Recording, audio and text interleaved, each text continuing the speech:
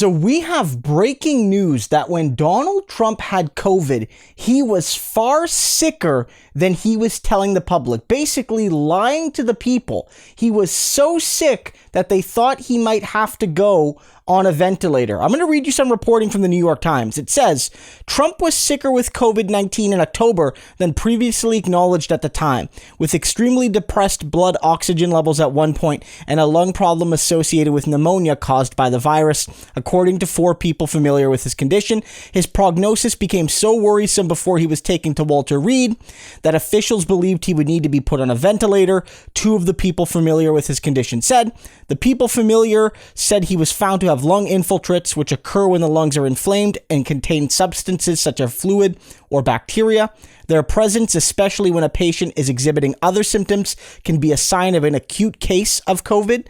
They can be easily spotted on an X-ray or scan when parts of the lung appear opaque or white. Mr. Trump's blood oxygen level alone was cause for extreme concern, dipping into the 80s according to people familiar with his evaluation. The disease is considered severe when the blood oxygen levels fall to the low 90s. And so Trump lied to the people. He 100% lied. And there's a bunch of reasons why that happened. Why his doctors lied, why he lied, why his White House lied.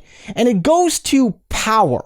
In a general sense, politicians throughout history, across ideologies, have hidden health problems. But Donald Trump in particular based his whole identity around power. I am strong, my opponents are weak, and you need to keep me in power because I will make and keep America strong and tough. And for him to be nearly knocked out by an invisible illness that apparently people on his side of the aisle didn't really trust was a sign that he was weak. And that goes to the fact that because Donald Trump was downplaying this, because Trump was saying, at least in public, in private, he knew how bad it was, but in public, he was saying it wasn't a big deal, him being really sick with it would be proof positive to everyone in the MAGA movement that this is serious and that Trump was either wrong or lying to us or both. And it goes also to the fact that this helps to justify Republican policy. Because Republican policy was based around the fact that, only the very, very, very most vulnerable people have anything to worry about.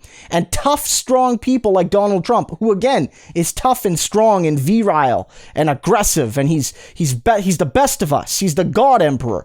If he's getting sick with this, then maybe Republican policies, including at the local and state level, are actually putting more people at risk than we're letting on. And so all of these things, all of them together, really paint a picture of a man who's hiding his health condition for purely political and ego-driven purposes.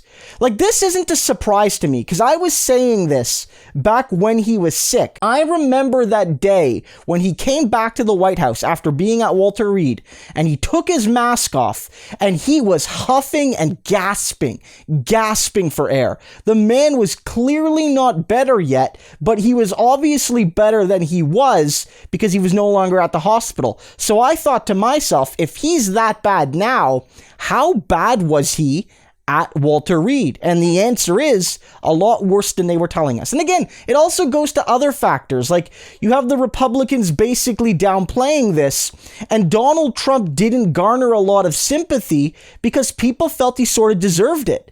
Like, people weren't necessarily happy that he got it, but they were saying, like, you've been holding these rallies, no one wears masks, no one social distances, you basically cooked it up in the White House at the Amy Coney Barrett nomination party. Like, what else did you expect? And so Donald Trump being really sick with it wouldn't garner sympathy for him, it would garner ridicule and would be confirmation of his irresponsibility. So that's why this matters still. It matters still because this is a man that will lie and put ego ahead of the public interest. And if you don't think that a man who's willing to lie about COVID isn't connected to a man who would sick his supporters on the Capitol, I don't know what to tell you. To me, what's happening at the impeachment is in a thematic sense directly related to his lies around COVID.